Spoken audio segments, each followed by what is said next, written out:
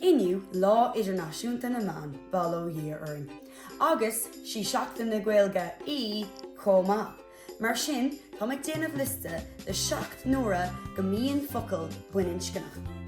Iver hain, focail ag cricnú consan chwail, cosú le scoil nó pell. Iver adó, focail ag cricnú le óg, cosú le ladóg.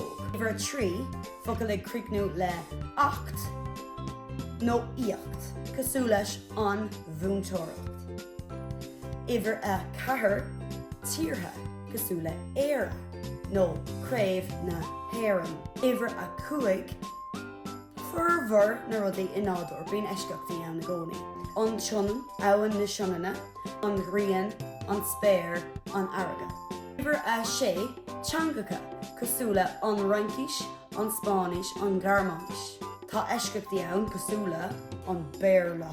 Agus iver a 7, focail bhaineann, cosú le an mBan. Anis, bí cuaireamach tá eisceacht an seo tá brónarm ach níl an focail Colleen Bhaininscneach. Deirtar an Colleen, cosú le an Colleen ciúin. Bíonn sé comárúlach uaireanta a bheith Bhaininscneach mar a ddéarthach ar gar a Gaeil Charlie XCX.